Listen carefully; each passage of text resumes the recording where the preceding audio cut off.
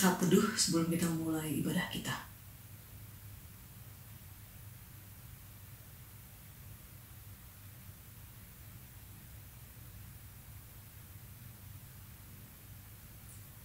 Halo, apa kabar ibu bapak sekalian, opa oma dan saudara-saudara sekalian. Semoga semuanya dalam keadaan baik. Hari ini kita juga mau memperingati GKI 5 yang berulang tahun ke-37 semenjak berdirinya tahun 1984. Dan hari ini merupakan tahun kedua kita merayakan ulang tahun GKI 5 dalam suasana pandemi. Kiranya persekutuan kita tidak pupus, tapi boleh semakin kuat. Walaupun kita berada di dalam keadaan yang mungkin tidak menentu. Mari kita sama-sama menyanyi dari lagu Gereja Bagai Bahtera dari NKB 111.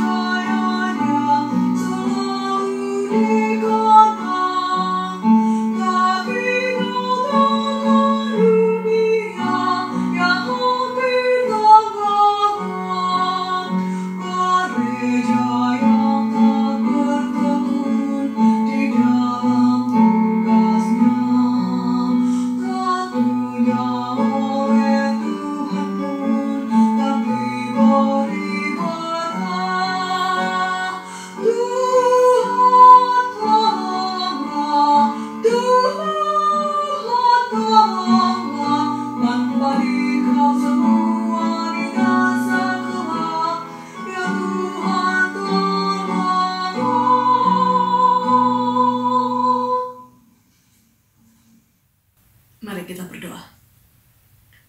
Bapa yang baik, kami bersyukur atas hari ini, hari yang baru yang Tuhan berikan kepada kami. Kami bersyukur Tuhan masih berikan kami kesempatan untuk melakukan hal-hal yang baik yang Tuhan persiapkan bagi kami di hari yang baru. Terima kasih Tuhan. Tuhan, sebentar kami mau mendengar firman-Mu. Kiranya Engkau menolong Ibu Meita yang akan membawa firman Tuhan, agar kami pun boleh semakin dikuatkan dan semakin diperteguh dalam iman kami, terutama di dalam masa-masa yang kami tidak tahu apa yang ada di hadapan kami, Tuhan. Masa depan sepertinya sungguh begitu kabur, Tuhan. Tuhan, kami juga memperingati hari ulang tahun GKI 5 yang ke-37. 2 tahun sudah kami, hampir 2 tahun sudah kami berada di dalam pandemi dan merayakan ulang tahun gereja kami sendiri-sendiri di rumah masing-masing. Tapi Tuhan, kiranya hal itu tidak menjadi pupus bagi kami untuk tetap teguh di dalam persekutuan gereja kami, Tuhan. Dan kami percaya Tuhan, Engkau yang berjalan di depan kami, Engkau yang mendahului kami dalam masa-masa sulit kami, masa-masa yang kami tidak tahu seperti apa di depan kami Tuhan. Begitu juga dengan gereja kami. Tapi kami percaya jika Tuhan yang mendahului kami walaupun langkah kami tertatih-tatih, walaupun kami rapuh Tuhan, kami mau ikut langkah Tuhan, menjejaki langkah yang Tuhan sudah tunjukkan kepada kami. Karena kami percaya kepadamu. Terima kasih Tuhan. Terima kasih Tuhan Yesus yang baik. Amin. Salam sejahtera Bapak, Ibu, Opa, Oma, dan saudara-saudari sekalian. Senang dapat menjumpai saudara lagi dalam acara doa keluarga GKI 5. Saudara-saudara, renungan kali ini dengan tema persekutuan yang dinamis. Saya buat dalam rangka HUT ke-37 GKI 5 pada tanggal 7 Juli yang lalu. Berhubungan dengan bagaimana kita menggereja di masa pandemi dan pasca pandemi. Saya mengajak saudara sekalian membaca dari Injil Matius 18 ayat 20. Saya akan bacakan bunyinya, sebab di mana 2 atau 3 orang berkumpul dalam namaku, di situ aku ada di tengah-tengah mereka. Berbahagialah setiap orang yang mendengarkan firman Tuhan dan yang melakukannya. Saudara-saudara yang terkasih, bulan Juli merupakan bulan yang istimewa bagi GKI 5. Mengapa demikian? Karena hari ulang tahun GKI 5 pada tanggal 7 Juli.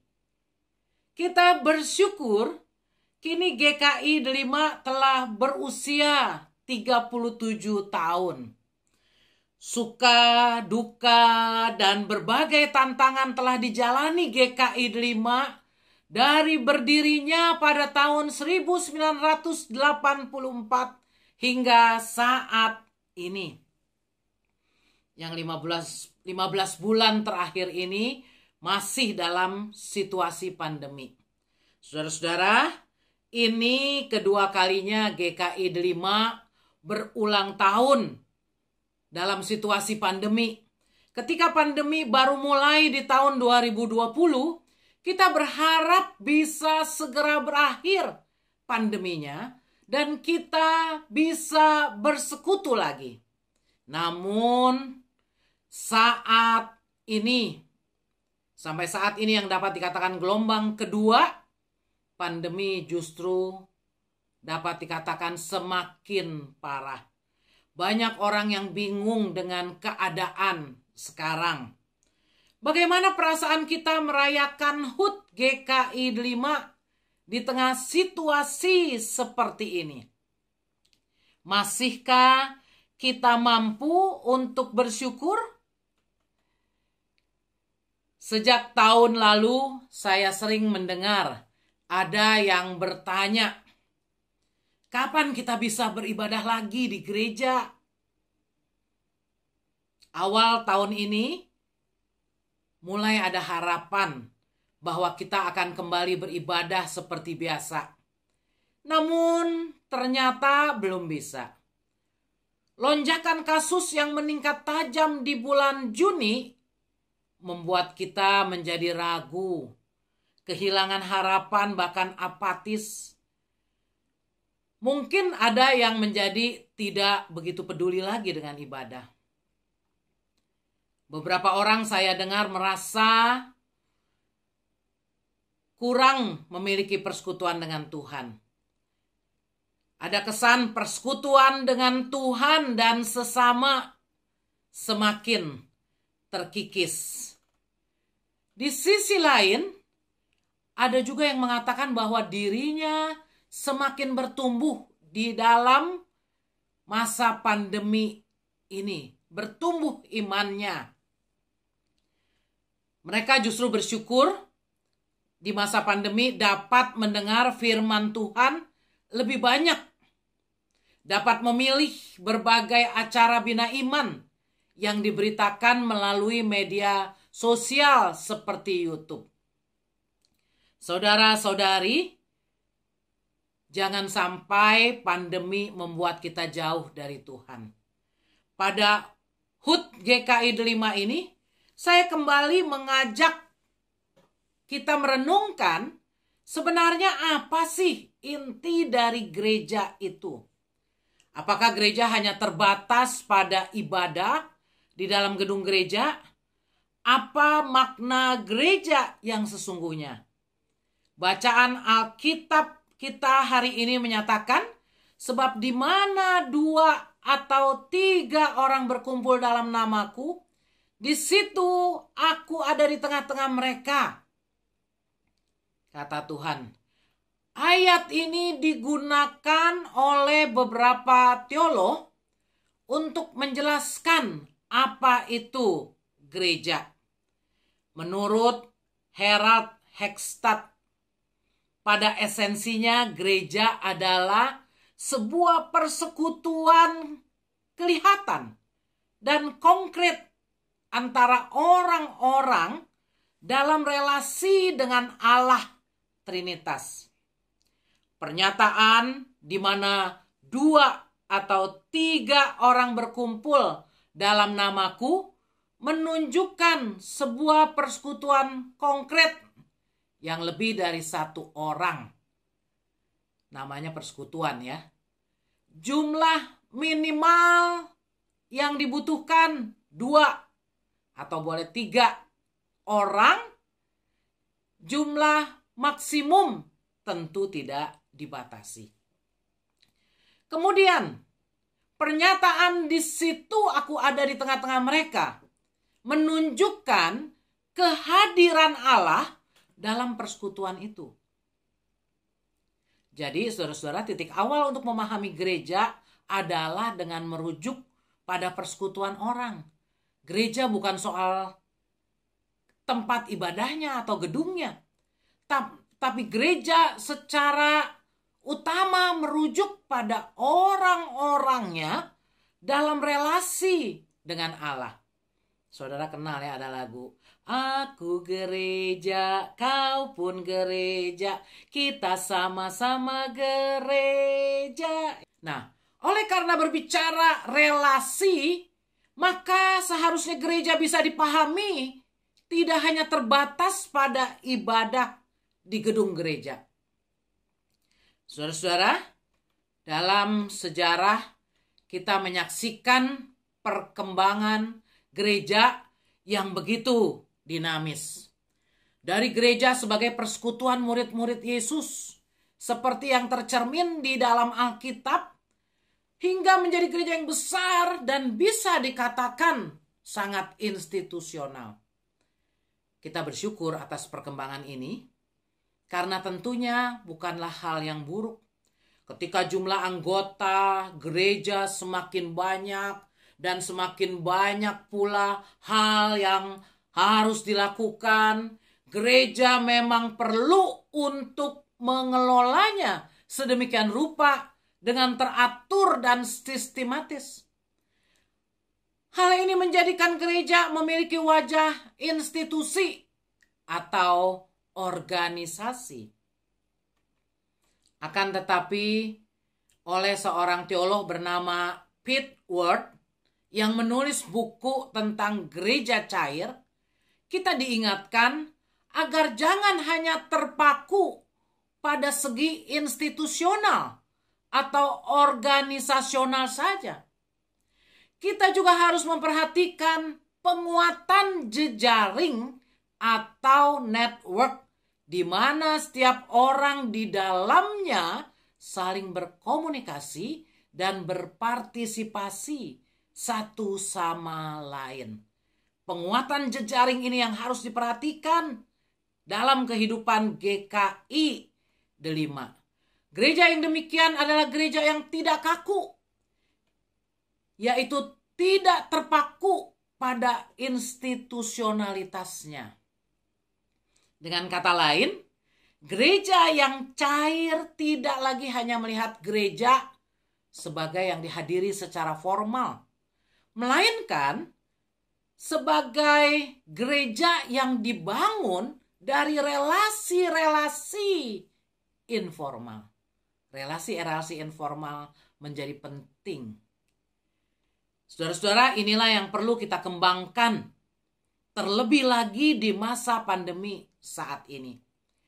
Yesus sendiri berjanji bahwa ia akan hadir di mana 2 atau 3 orang berkumpul.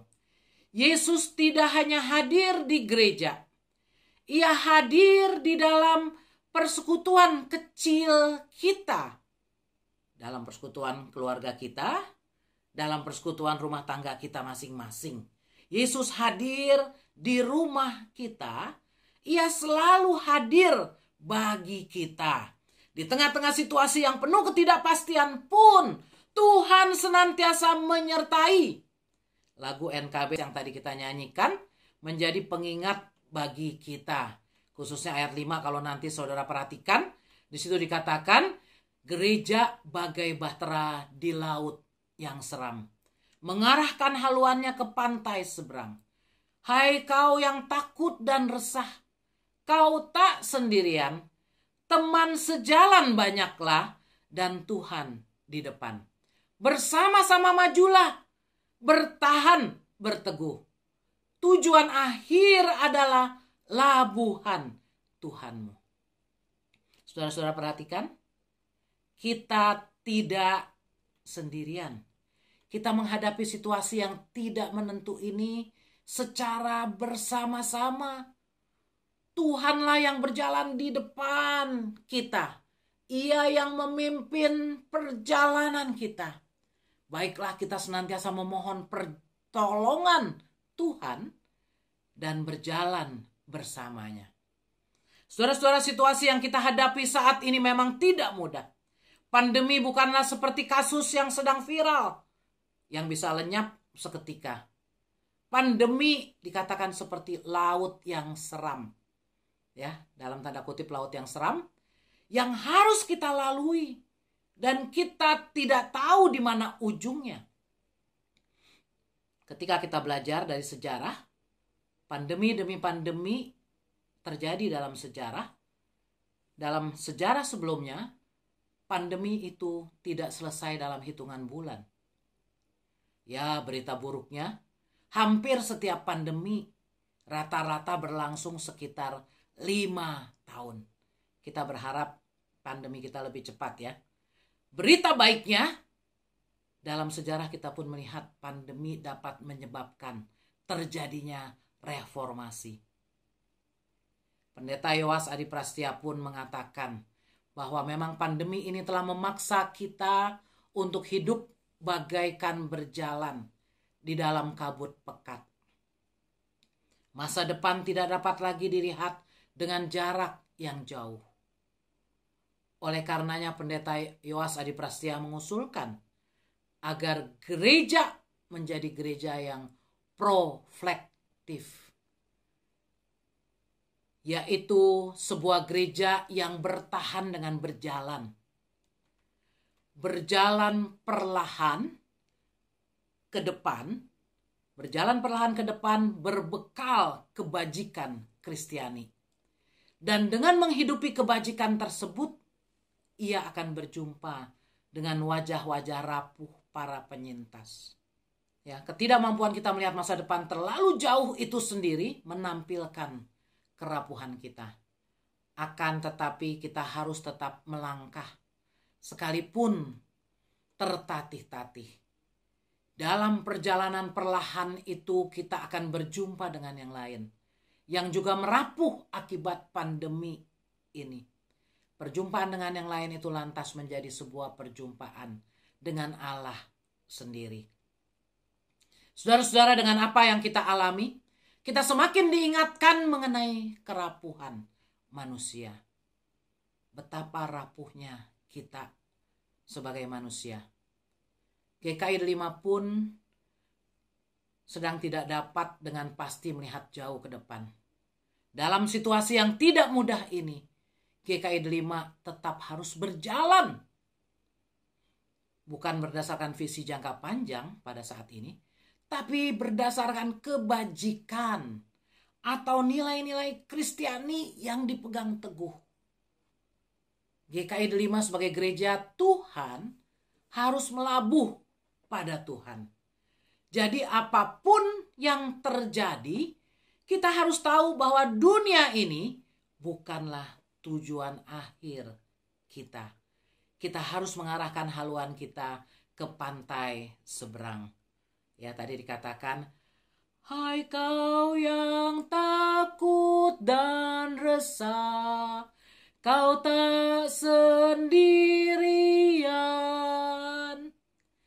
Teman sejalan banyaklah dan Tuhan di depan. Bersama-sama majulah, bertahan berteguh. Tujuan akhir adalah labuhan Tuhanmu. Lalu bagaimana kita dapat tetap bersama menjalankan tugas dan panggilan kita di masa-masa sulit ini? Tentunya kita perlu merasakan kehadiran Kristus yang berkenan hadir di tengah-tengah kita.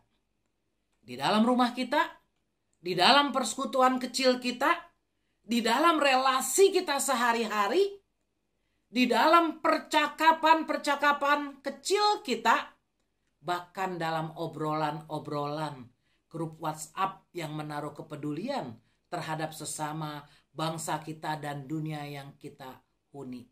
Kita rasakan kehadiran Kristus dan kita tekun mengharapkan pertolongannya. Selamat HUT ke-37 GKI 5. Kita semua, kita tetap melayani dan bertumbuh bersama dalam semua era dan musim kehidupan. Mari kita berlayar sampai ke rumah Bapa. Tuhan menolong kita dan memberkati kita. Amin.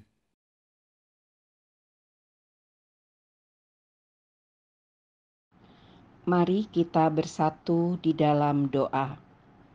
Bapa di dalam surga, kami mau bersyukur untuk cinta kasih-Mu di dalam hidup kami. Firman Tuhan yang sudah kami dengar, salah satu bukti cinta kasih Tuhan di dalam hidup kami. Kami mau bersyukur untuk GKI Delima yang tanggal 7 Juli yang lalu boleh merayakan 37 tahun kehadirannya bagi umat-Mu. 37 tahun yang Tuhan sudah berkati. 37 tahun yang dapat menjadi berkat bagi banyak orang.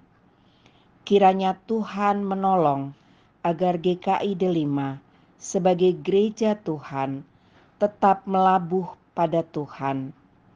Kami, umat-Mu, boleh tetap melayani dan bertumbuh bersama dalam semua era dan musim kehidupan. Kiranya Tuhan menolong kami semua. Bapa di surga, kami juga mau berdoa untuk umat-Mu, saudara-saudara yang kami kasihi, yang saat ini masih terus bergumul untuk kesembuhan dari COVID-19. Kami teringat untuk Pak Frans Sinyal dan keluarga, untuk Ibu Rika dan keluarga, untuk Ibu Sri Rompiri, Ibu Yeni Aulia, untuk Vivian, untuk Christine, untuk Liman dan Erin, juga untuk Pak Andi, Lucy, dan Joy. Dan mungkin masih ada yang namanya tidak dapat kami ketahui. Tuhan, kasihanilah. Tuhan, tolonglah. Kami mohon kiranya belas kasihan-Mu, ya Tuhan, untuk saudara-saudara kami yang sedang berjuang dan berupaya untuk kesembuhannya. Dalam masa pandemi ini juga banyak perubahan yang terjadi. Dampak pandemi yang sudah berlangsung selama 1,5 tahun ini juga membuat banyak orang kehilangan pekerjaan. Ekonomi semakin sulit. Tuhan, tolonglah. Tuhan, kasihanilah. Berikan kekuatan kepada anak-anak-Mu yang berjuang untuk memenuhi kebutuhan hidup mereka. Kiranya kami selalu menaruh pengharapan kami pada-Mu saja, ya Tuhan. Kami juga mau berdoa untuk pemerintah kami yang terus berjuang untuk mengatasi COVID-19 ini, untuk pengadaan vaksin bagi masyarakat yang belum divaksin. Juga masalah ekonomi yang berdampak cukup berat. Tuhan kiranya menambahkan hikmat kepada Bapak Jokowi, Presiden kami, dan semua jajarannya, agar mereka bersama-sama dapat mengatasi pandemi ini dengan pimpinan Tuhan. Juga kepada kami semua sebagai masyarakat yang taat dan patuh pada pemerintah, agar kami tetap boleh menjaga diri kami, keluarga kami, dan orang-orang di sekitar kami dengan mematuhi protokol kesehatan yang sudah ditentukan. Kami juga mau berdoa untuk para nakes yang terus berjuang di garda depan untuk menolong pasien-pasien COVID. Tuhan, kasihanilah. Tuhan, tolonglah. Kiranya Tuhan menambahkan kekuatan, kesehatan, dan melindungi para nakes dan keluarganya.